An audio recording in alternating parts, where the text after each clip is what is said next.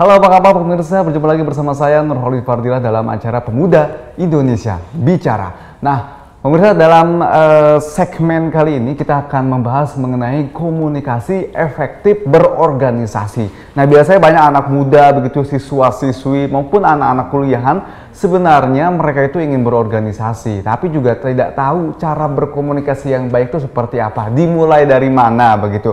Karena komunikasi itu akan dipakai kita dalam kehidupan sehari-hari. Contohnya dalam pembelajaran, dalam berorganisasi di kelas, ataupun berorganisasi di luar itu sendiri. Nah, kita akan bahas, pertanyaannya adalah bagaimana sebenarnya kalau kita ingin berkomunikasi yang baik, itu sistemnya harus seperti apa. Nah, untuk itu kami sudah menghadirkan narasumber di studio kami. Ada Ketua KNPI Kota Bogor, ada Kang Hasbullah begitu. Halo, apa kabar Kang?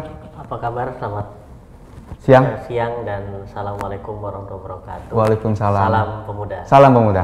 Baik, terima kasih sudah hadir di studio kami. Sama-sama. Terima kasih, sama-sama. Dan kita akan bahas mengenai komunikasi efektif berorganisasi. Mungkin kalau Kang Hasbullah sebenarnya udah lama banget nih organisasi begitu ya. Sekarang udah menjadi Ketua KNPI Kota Bogor. Nah, awal mulanya begitu untuk seorang yang mungkin siswa-siswi atau anak muda nih zaman sekarang gitu, kan biasa main gadget mulu di rumah sebenarnya, tapi lagi tiduran di rumah gitu ya, tapi nggak tahu sebenarnya kalau berkomunikasi itu penting atau tidak sih begitu, Ketua? Silakan. Ya, menurut saya komunikasi, walaupun kita sekarang dalam masa dunia digital, komunikasi itu tetap penting. Karena kita tentunya sebagai makhluk sosial harus terus bersosialisasi, baik dengan lingkungan atau dengan keluarga maupun dengan organisasi yang memang kita berada.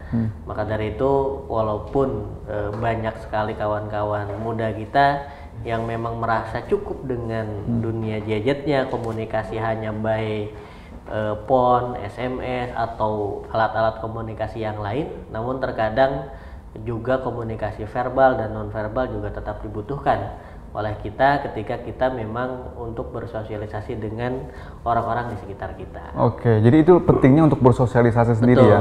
Oke, nah kebanyakan juga anak-anak sekarang itu susah sekali untuk bisa berkomunikasi. Awal mulanya seperti apa? Mereka takut biasanya seperti itu. Kira-kira harusnya seperti apa sih, Ketua? Ya, untuk awal memang siapapun mungkin orang-orang yang sekarang menjadi orator-orator besar juga, menurut saya biasanya di awal mereka juga memiliki sesuatu yang keraguan, kemudian juga kadang-kadang mereka memang malu dan lain sebagainya. Namun dengan terlatih, kemudian mereka terus berusaha dan bersosialisasi dengan alat-alat komunikasi atau media-media komunikasi yang ada, mereka akhirnya menjadi orang-orang yang mampu berkomunikasi dengan efektif dan juga mereka mampu menjadi orang-orang sukses, saya kira. Oke, hal pertama yang harus ditanamkan terhadap diri seseorang gitu jika ingin menjadi seorang yang komunikasinya bisa baik itu apa sih, Ketua?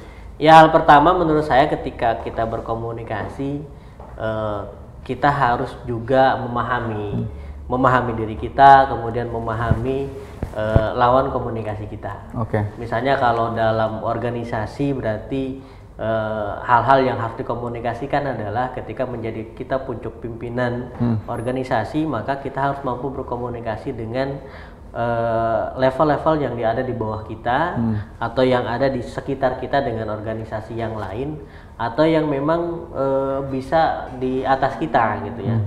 Nah, untuk yang level di internal kita atau yang setingkat dengan kita, menurut saya salah satu yang bisa kita lakukan komunikasi tentunya dengan cara koordinasi. Kita lakukan koordinasi dengan menggunakan koordinasi ini sebagai media komunikasi kita terkait dengan agenda-agenda organisasi yang kita jalankan. Kemudian juga hal-hal misalnya dengan yang di atas kita gitu kan, itu juga bisa kita lakukan dengan, menurut saya salah satu alatnya adalah konsultasi. Misalnya ya wajar ketika mahasiswa dengan dosen ada konsultasi, dia ingin menyelesaikan tugas-tugas studinya, dilakukan konsultasi. Begitu juga organisasi, bisa kita lakukan tahapan konsultasi gitu kan. Kemudian Komunikasi internal juga harus tetap terbangun. Jangan sampai organisasi modern saat ini komunikasi terlalu rigid. Terlalu rigid itu artinya sulit untuk menjangkau level-level tertentu ketika kita ingin berkomunikasi. Namun tetap karena organisasi itu kan tentunya ada aturan-aturan yang dibuat agar menjaga nilai-nilai yang sudah dibangun dalam budaya organisasi, maka tetap media-media komunikasi yang kita lakukan, ada forum-forum komunikasi yang bisa dijalankan. Dengan seperti itu maka organisasi pun ketika komunikasinya lancar maka akan efektif, kemudian mencapai tujuan yang kita inginkan. Oke. Itu kan kalau yang memang setingkat dengan kita. Betul. Yang biasanya juga yang sulit itu untuk yang di bawah kita. Betul. Ataupun yang di atas kita. Betul. Nah, ini bagaimana cara menanggapinya gitu? Ya, menurut saya kepemimpinan juga mempengaruhi bagaimana gaya komunikasi yang dibangun. Misalnya ketika seorang pemimpinnya itu otoriter misalnya, maka gaya komunikasinya itu biasanya bersifat instruktif, gitu kan. Misalnya pimpinan organisasinya dia ingin menjalankan kepemimpinannya dengan cara otoriter, maka otoritas yang dia miliki itu dia pegang penuh, kemudian ke bawah itu mereka lakukan komunikasinya dalam bentuk instruksi.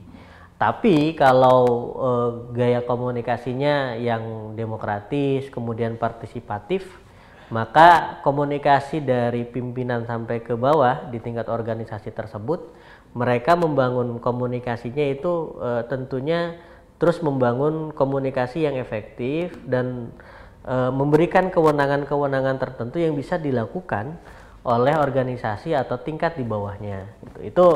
Itu menurut saya yang menjadi pengaruh adalah gaya kepemimpinan dari seorang pemimpin tersebut. Apakah dia menggunakan gaya kepemimpinan yang bersifat otoritatif atau otoriter misalnya, atau pemusatan kekuasaan gitu atau kewenangan, atau memang dia bersifat partisipatif. Kalau untuk organisasi yang paling baik gitu, tipe orangnya sendiri sebagai seorang pimpinan seperti apa? Ya, menurut saya untuk organisasi modern saat ini karena tidak ada yang super power, artinya tidak ada orang yang sangat dominan dalam organisasi karena semua orang punya kesempatan yang sama untuk memimpin. Menurut saya saat ini di organisasi-organisasi modern itu sifatnya adalah partisipatif.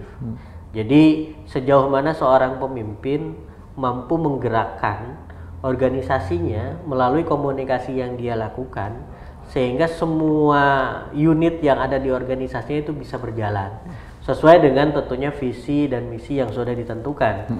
Nah, itulah menurut saya yang cocok pada kesempatan kali ini. Namun setiap organisasi pasti memiliki budaya organisasi yang berbeda-beda. Nah, dengan budaya organisasi yang berbeda-beda tersebut, maka gaya komunikasi biasanya juga disesuaikan dengan budaya organisasi yang ada di organisasi tersebut. Contoh misalnya kalau di tingkat sekolah gitu kan ada organisasi OSIS. Kalau di tingkat kampus ada organisasi intrakampus dan ekstra kampus misalnya. Kemudian di luar ada organisasi kepemudaan, atau sekarang dalam kaitannya masyarakat sudah ada yang namanya ormas, kemudian ada yang namanya LSM. Itu model-model komunikasinya juga bermacam-macam. Maka dari itu kalau kita memang memiliki kecenderungan untuk terus ingin mengembangkan diri melalui sebuah organisasi, yang menurut saya penjenjangan itu atau proses itu perlu. Misalnya ketika kita di tingkat sekolah, kita sudah mulai belajar organisasi di tingkat sekolah, kemudian di kampus misalnya kita mulailah ikuti organisasi-organisasi yang ada di kampus, baik yang intra kampus maupun yang ekstra kampus. Oke, jadi pertama awalnya adalah ikut saja dulu, begitu. Nanti juga akan ketemu sendiri kepribadiannya dia begitu ya. Nanti kita akan bahas juga kalau kita memang berkomunikasi dengan yang memang lebih tinggi tingkat dari kita. Tapi kita tahan dulu. Pemirsa, kita akan kembali selepas jeda pariwara, tetap di Pemuda Indonesia Bicara.